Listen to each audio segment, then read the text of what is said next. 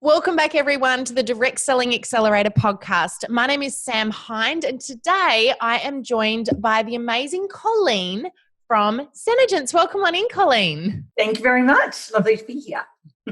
I'm really excited about today's chat, mostly because Senegence is one of the companies that we've had the absolute pleasure of spending a lot of time working with over the last few months, and they've got some amazing philosophies, consultants, products. We'll talk a little bit more about that as we go, but Colleen, we just had the pleasure of taking part in your last conference, PIT M3, and we're going to be talking a little bit about that today as we go into this session, because this is going to be all about going virtual. All about going virtual with your conferences and with your events, whether they be big corporate company conferences or whether they're team events. And I know this has been a big deal for a lot of people in recent times. And since Colleen has just been through this very process and you've learned a lot in a very short period of time about what does and doesn't work, I thought this would be a great opportunity for us to have a little bit of a chat about that.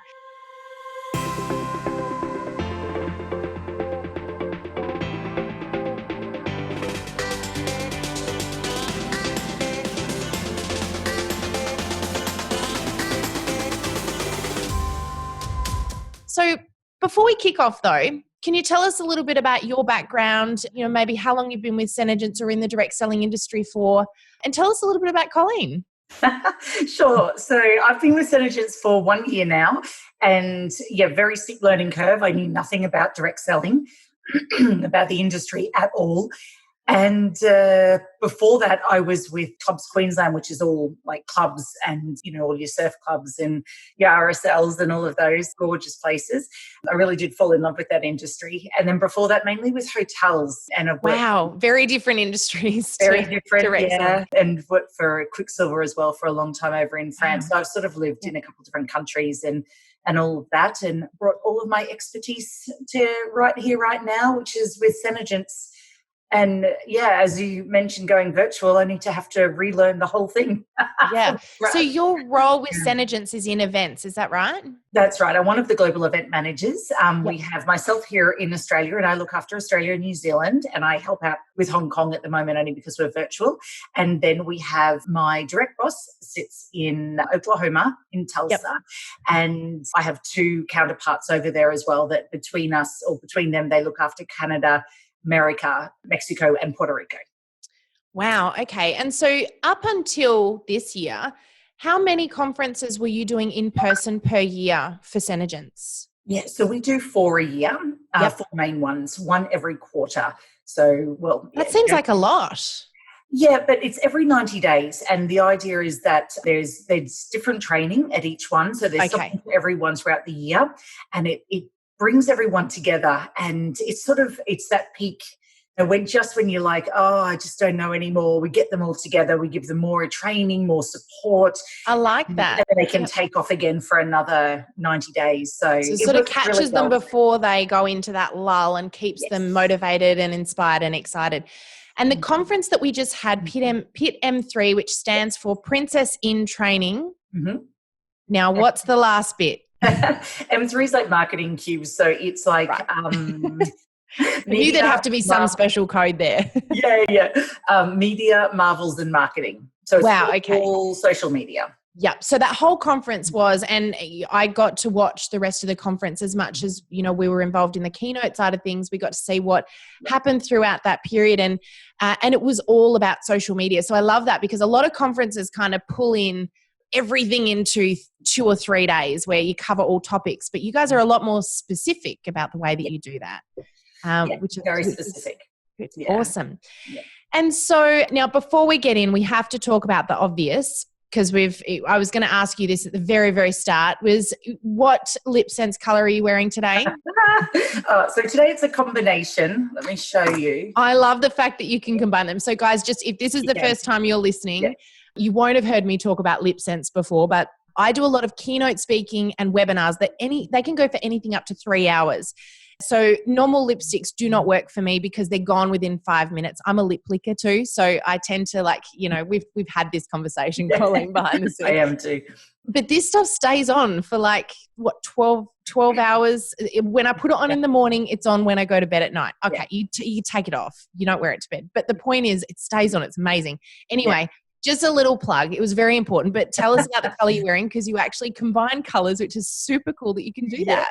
Yeah, so I've got one coat of boysenberry and then 2 of blush. And then just totally change your colours up. Yep. And then I've got a pink matte gloss over the top. So we've just started introducing matte glosses, which are absolutely, it gives you literally a true matte finish. Yeah, and you've sent one over to me to try, which I've been having a lot of fun with. It's more, I like to think of it more like a balm, which is kind of cool. Yeah. Coloured balm. And if you didn't listen to last week's, it might have been a couple of weeks ago, a podcast with Shelley Pease from Senegence. She also, we talked about mega parties, and she got in and talked a little bit about Lip Sense in there too, which is a bit of fun. So anyway, if you're curious, check it out. I do love it. We get the pleasure of working with so many different direct selling companies, and you guys are so unique in what you do, and I have so much fun with that. I think that's really super cool. So anyway, let's get to why we're actually here, because as much as you and I could talk about cosmetics all day long, we're here to talk about virtual events and conferences. So tell us a little bit about why you decided to go virtual. I mean, we've got kind of the obvious COVID bit, but tell us a little bit more about your decision-making process, because I know you guys really battled at the beginning with, because we were hired for this event. I know you guys were like, do we want to go live, or can we go live, or are we going to go virtual? What are we going to do? So tell us about why you made that decision and how that's all worked for you. Yeah, it was an interesting situation, I guess, that many people have been forced into with COVID. So it basically started back in March, when we have our first or one of our biggest annual conference in April. And COVID hit just before that. So we had, within 4 weeks, we had to cancel that event. And then, like I said, it is one of our bigger ones. And we combined it with October. However, because in doing that, there is a recognition award ceremony that really is quite specific to that time of year. So we couldn't really wait till October to do that. So we decided to test the waters by doing a Facebook Live situation. We still brought in a bit of a production team, AV wise, set up a scene in the studio, and delivered a virtual awards event, which, we learned a lot of things. Was it perfect? No. Did it, in an ideal world, you still want an award ceremony in person, but I think we gave it a red hot go, and we had about 4.5, so it was just one globally. Oh, okay. This was for all regions. Yeah. So America did it it was based in LA, and they did it for all countries. Yeah. And we had about 4,500 viewers at the time. Wow. And then, which was all on Facebook Live. All on the Facebook Live. Wow. Yeah. So that was pretty insane for us, to be honest. We weren't expecting quite that many viewers. And then fast forward 5 days, and we had something insane, like 25,000 views and over 8,000 comments. Wow. Yep. So just proved to us that there is an audience out there, and they were very happy to have something adapting rather than nothing. Correct. Yep. Yeah. So then fast forward to July, and we were still really wanting to go ahead in person, and then Australia said no. The government said no, and that's, the situation. Can't argue with that. Can't argue with that. So we decided to go virtual. Now, for this one, decided to do 2 countries. So I took care of Australia, New Zealand, Hong Kong, and America took care of, obviously, America, Canada, Mexico, and Puerto Rico. So we did 2 side-by-side live streams. Yep. And the reason we did that was because we didn't want to leave another event slip past, you know what I mean? Yep. Also, very apt that this particular event was all about social media. So if you're going to dive in, that's the one that you go live for. Yeah, exactly. Yeah. And look, from an outsider looking in, because we obviously got a bit of a front seat view of what happened through the whole process, and we'll share with you guys throughout today. We've got a few little behind the scenes pictures will pop up in this podcast. So if you are watching the podcast, you'll be able to see, just how much went on, because you guys, this was like a full professional production me, the keynote, I'm coming in, I'm getting counted in, we're doing tests, all sorts of things, rehearsals. So, it was a lot of fun to be a part of, but a lot of work went into this event. You guys took this really seriously, and I really love that you did, because it meant so much to you guys to deliver something to your field that was going to be, I guess, comparable would be where you're going from with a live event. Would that be fair to say? That's exactly it. We wanted to give the same amount of training, take advantage of the fact that we could reach more people. In doing this, we actually tripled our attendance, which was fantastic. Because it was more, yep. Yeah. So we got to amazing. An extra 2. We normally have about 100, reached 300. So, or just over actually 350. So we got to train 250 people that we normally wouldn't even be able Isn't that brilliant? Get to, which is fantastic. So they're set up really well now. Great content. We're able to incorporate global messages. So have, cross over to America and have some of their corporate team dial in and talk, which is normally not, sort of feasible given the time zone.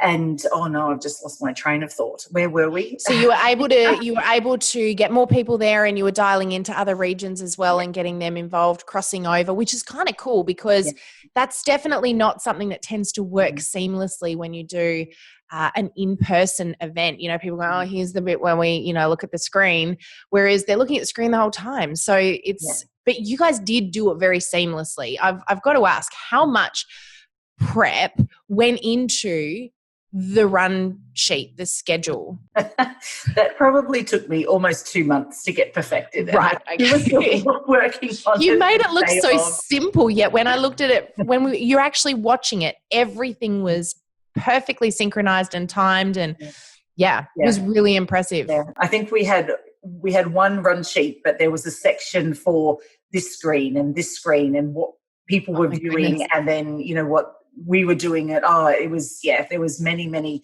moving parts to make it all come together. Yeah. It was essentially, we created 2 full days, so about 18 and a half hours of TV. Yep. About 60% pre-recorded and about 40% live. So it was pretty full on with commercials and full branding. I think that was one of the things we were very big on, was to develop our brand. You're probably seeing my little virtual screen here. That was the theme that was the whole way through. And we wanted to really deliver, because when the girls come to one of our events, we don't hold back. We really put on a great show. There's lots of branding, lots of theming, giveaways, and we wanted to, and engagement amongst what we call our Seni sisters. So we wanted to really keep that same level of commitment for them. So we put a lot of effort into branding and coming up with, fun ideas and keeping it very consistent and really strong messaging underneath. Yep. And so I guess there's a few things I want to touch on here, because obviously this is relevant to a few different people. So if you're listening to the podcast today and you are in a corporate head office and you're thinking about this, then, we're going to touch on some of the things today that you did, that you implemented, that you would maybe do differently, etc. So it's all going to be, I guess, information you can sort of take on and potentially use in any direct selling company. However, if you're a consultant, if you're a leader in your field and you're thinking, well, this isn't really relevant for me because this is about corporate events. Yes, it is. Because for a lot of you guys, you are running events, you've been running events to your teams. Maybe you're even running Zoom events or live events right now, and you're thinking, how can we keep people engaged? And this is a big challenge, I know, for a lot of people in this industry right now, because everyone is zoomed out. They're zoomed out, let's admit it. They're done with Zoom. They've had enough. And yet it's all we can do right now. We have to keep going with Zoom. So you did some very clever things to keep people engaged and involved. And I'd like to touch on that a little bit, because I think it can be adapted no matter whether you're doing an event like this for 20 people or you're doing an event for thousands. So I do have one little question for you before we dive into that, though. Yeah. Off the back of all of that, because you had your consultants, your field come in and they attended this event, you have already mentioned that you had a lot more people attend than would have if you did it in person. How have you found the motivation of the field and the performance of the field off the back of that event? have you been able to observe that yet, or is it just too soon? What's been your observation? We're only a couple of weeks out, so definitely yes, hugely positive, I guess. I'm trying to figure out how to say it. So I know you haven't got all the feedback yet, but you've had a lot of feedback sort of more directly. Yeah, we did do a feedback survey, and we are still, I guess we'll talk about this in a second, but we're still running some post-event engagement competitions because we did set homework for them. So we sort of designed this event so that it wouldn't end. And we are seeing some great traction, some great feedback from people that wouldn't normally be able to attend, just having access to this wealth of information on social media in such a perfect time. So there's definitely a lot of excitement. It seems to be like buzzing at the moment with the energy that's around. Yeah. And I've got to say, I mean, we do a lot of events. We keynote a lot of events. Your field was so engaged during that event. And even afterwards, we were still getting a lot of people interacting with us on our page about the event and how exciting the whole thing was and how much fun they had. So it's really lovely from my perspective when we get to work with people that are just having so much fun in their jobs. And your field a very fun group. They just are having fun in doing what they're doing. There's a lot of joy in amongst them, and it's quite infectious. So it's one thing I did notice. So tell me, with regard to the running of the event, what are a few things, maybe a couple of things that are must-dos, like things that for you were like, these were really important to make this all work? You've jotted a few things down for me to have a bit of a look at, but, maybe you can sort of verbalize what are a few of the things that you would say to someone, you really need to consider this if you're going to be doing a virtual event well. Yeah, sure. So I think, like you mentioned, Sam, you can do virtual events on different levels. So what we did was literally the highest level I think you could take a virtual event to. We didn't just turn on Facebook and start talking. But that's some of the things we did, though. I think, like you said, they can be crossed over. So I'm going to talk at quite a high level here, but you don't need to go to this level depending on what you're doing. A virtual event, though, for a company that wants to deliver the same as an in-live event, you really need to think long and hard about it. It is a definite commitment and it's a definite investment, and investment on many sort of different levels there. It's not simple and it doesn't just happen, unfortunately. Yep. And I think a lot of people, companies will be doing that right now. They'll be exploring the virtual world and going, okay, let's turn this, our annual general event into a virtual one. And when you start looking into it, the costs don't come down. The commitment, the amount of work possibly goes up because it's all new to you and you've got to spend that time learning. It's a very steep learning curve. It's very different to produce essentially a TV show as against a live event. There can't be any dead air. Every second has to be accounted to. You can't just wait for someone to walk off stage and everyone can see what's going on.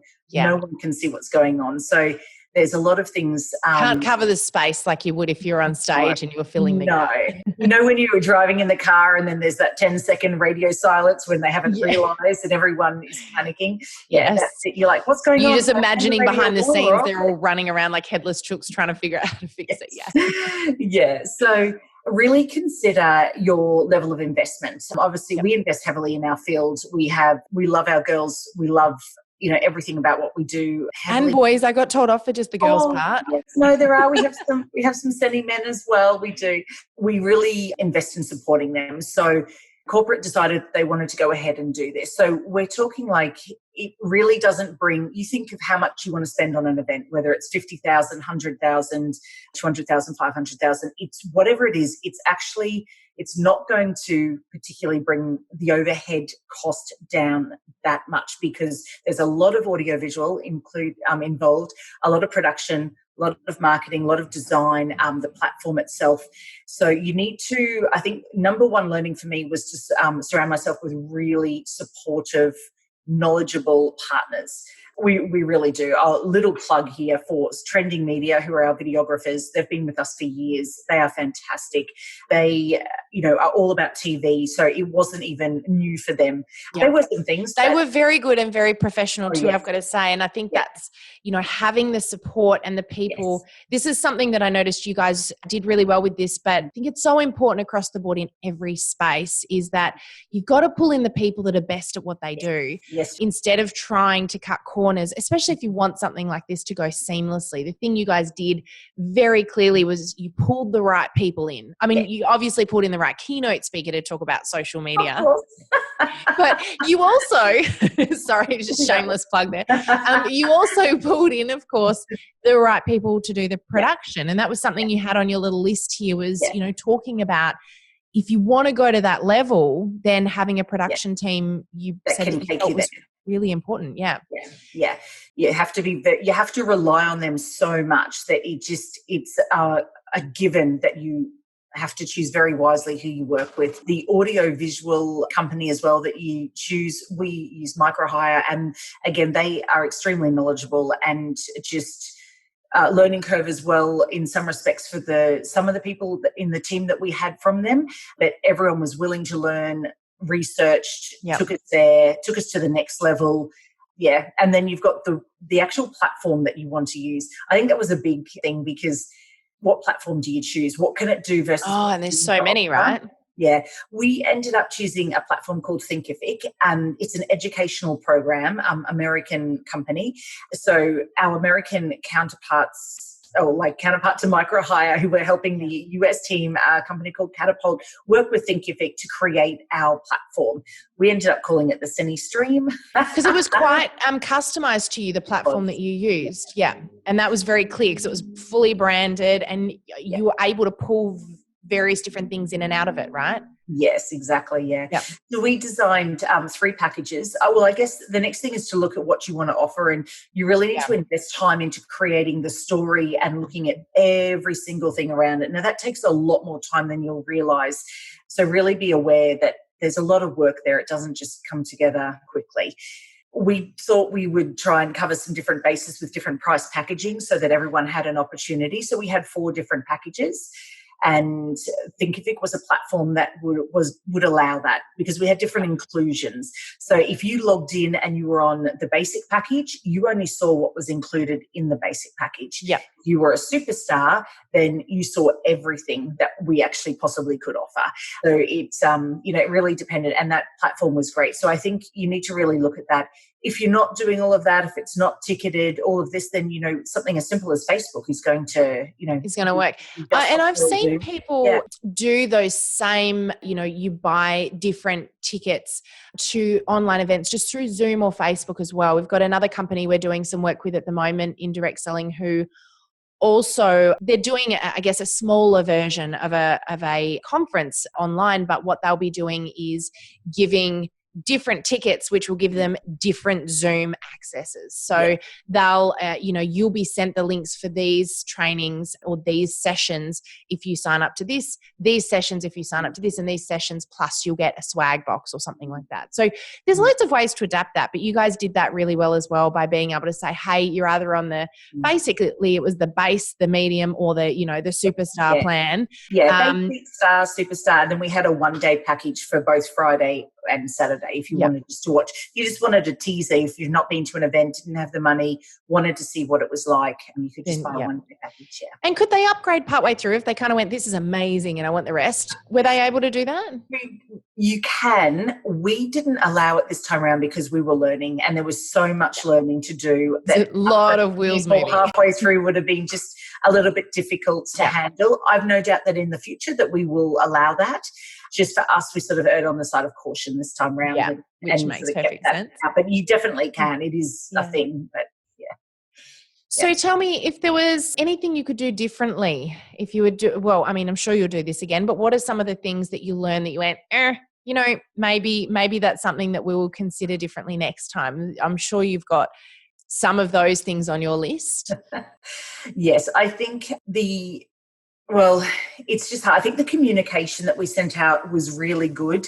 I think I would streamline it a lot more as well because don't forget, this is everyone's first time, in our field, attending a virtual event. They watch Facebook Lives. They run their own little workshops. We run virtual workshops. We've been doing that for years.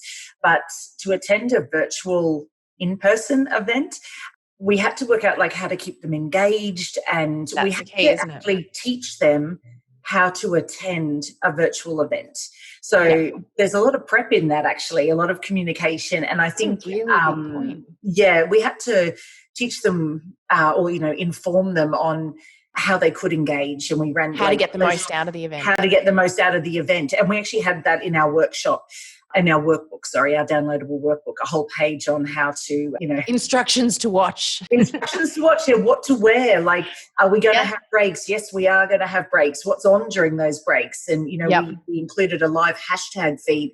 So we ran, I think. Which is great. I love that, by the way. Yeah, so just to explain that one, whenever there was a break, so morning tea, lunch, afternoon tea break, there was a live stream of all the social media posts that had used the hashtags. Now, there are some great programs out there that do this for you, and you guys used one of those live stream programs. Yeah. We had Walls.io, which and it worked really well.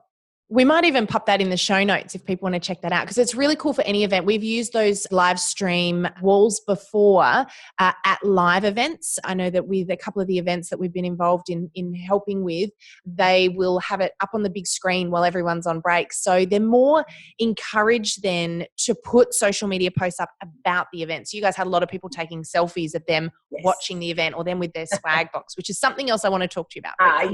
I probably totally lost your train of thought now. But no, that's all right. I think another thing that we will definitely improve on next time around is how we did. So when we said we ran a TV show, most TV shows are like 70% pre-recorded from what I understand. We probably hit about that, maybe a bit less. So all of our speakers, besides you, who came in, I was live. I was not pre-recorded. No, you weren't. I know this. And we had like live hosts as well. But if we start with just the speakers that we had in, who were our, distributors who were guns at the topic that they were chosen to speak on. So we invited them, but they aren't used to delivering a presentation like that just to a computer screen. Yes, they are used to doing lives, from wherever they are on their own, but not to an audience of 350 people on, an exact topic. So we had to send them all green screens so that we could put in we had a whole range of virtual backgrounds. We had to teach them like how to set it up. We had to teach them how to light it, their sound. We had Zoom sessions like with Trending Media on their setups where they had to do screen send it in. And we had coaching on like how to you're addressing one person in their lounge room versus a crowd, and how to keep that energy up when there's no laughter, there's no clapping. So that's a really tough thing. It's something that to put them on the spot with that. I was impressed at how well they did, I've got to say. They did so well. And I think that was a learning curve for me. I want to do more of that. I'm already in preparation. Yeah. I've got a few things I've learnt in prepping them, and also our live host. Sounds like there's some top secret stuff in there that we can't talk about. You've been cagey now. I think it's a great experience for them to have. Yeah, what a great skill for them to learn when they're doing Facebook Lives and Zooms and all those sorts of things. I think that in itself is an amazing training to give them that some of these leaders now have. And I've seen a couple of them, because I'd been to, we talk about all the parties I went to.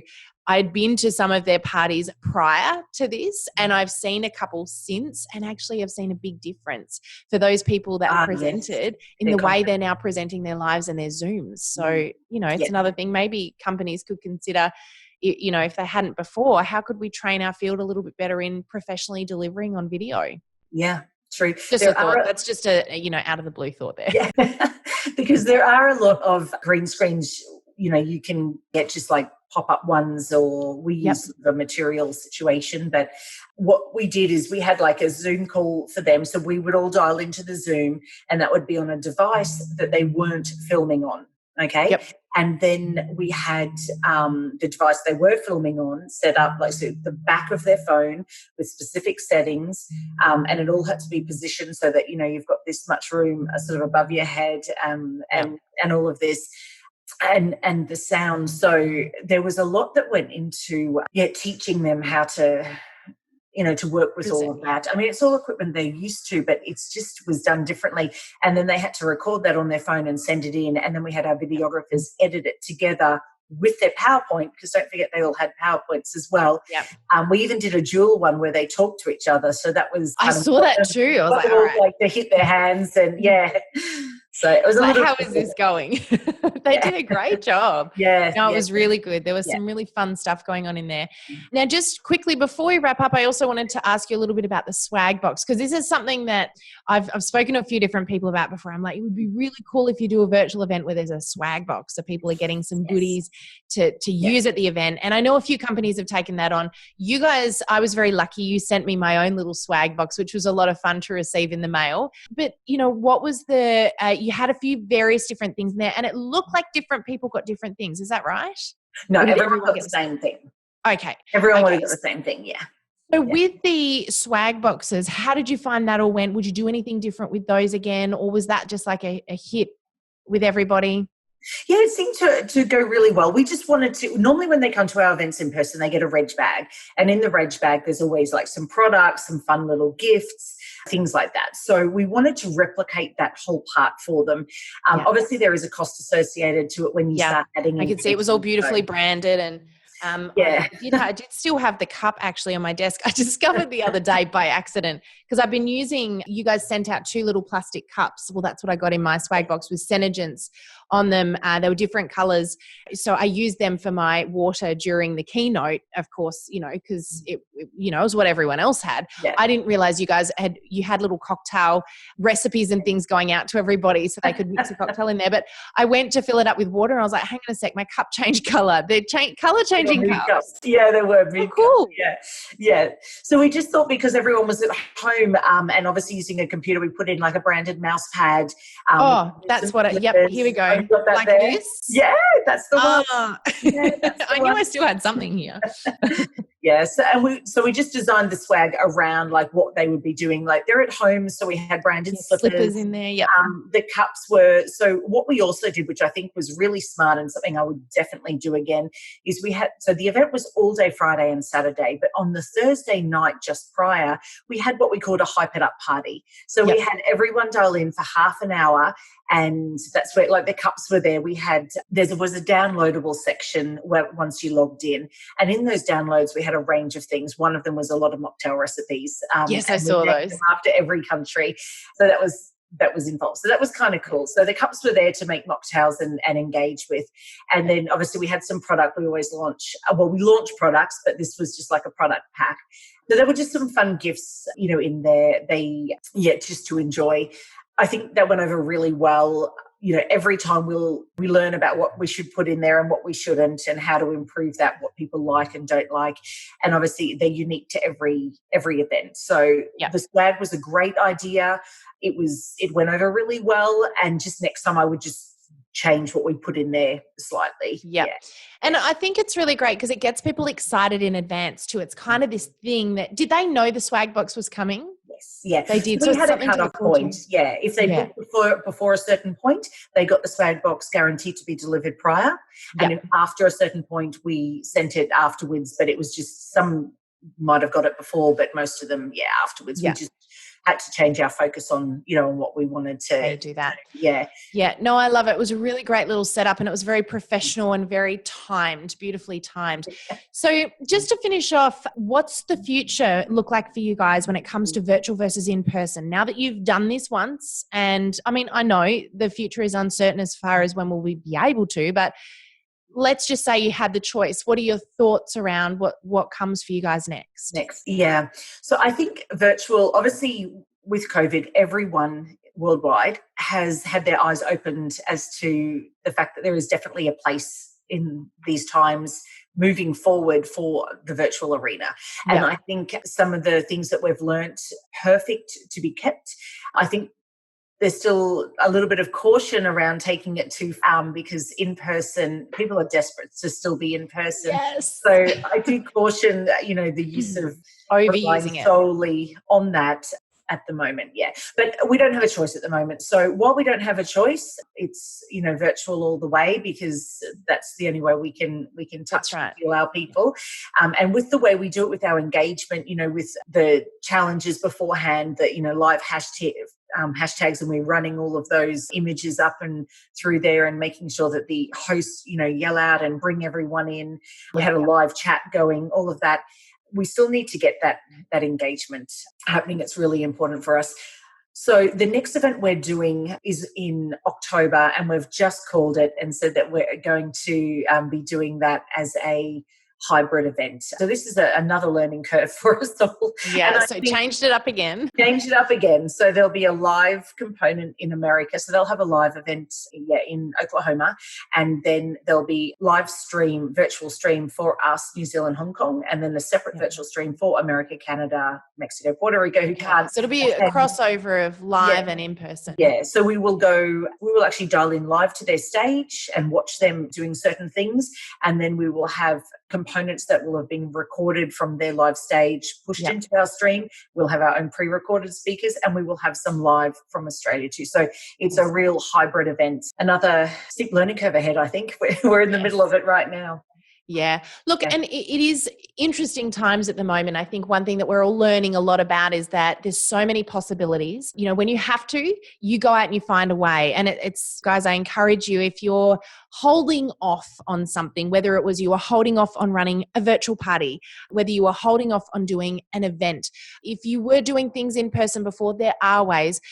However, I think you've made a really valid point there, Colleen, and it's the fact that people still want the in-person. So when we get the option, I think it's really important that we don't just kind of throw the baby out with the bathwater. I love the fact that virtual gives us so many amazing opportunities, but you know, the value of an in-person event, whether it's just for your team, whether it's a training, or whether it's a big conference, still has its place. We're just going to have to wait for that time. But it's been really great chatting with you about some of these behind the scenes, and you know, there's so much. I've got a huge list of stuff here that we could talk about. I know. So much. Time has flown again, as it always does. But thank you so much for joining us today, Colleen. It's been such a pleasure chatting with you about this and hearing a lot more about Xenogens and how you guys have adapted to these times. So thank you so much for kind of opening the door to us and letting us hear a little bit more about your journey. That's all right. I think it's been interesting for a company that's been very much in person, you know, that belly to belly situation. Virtual was like over here just as training.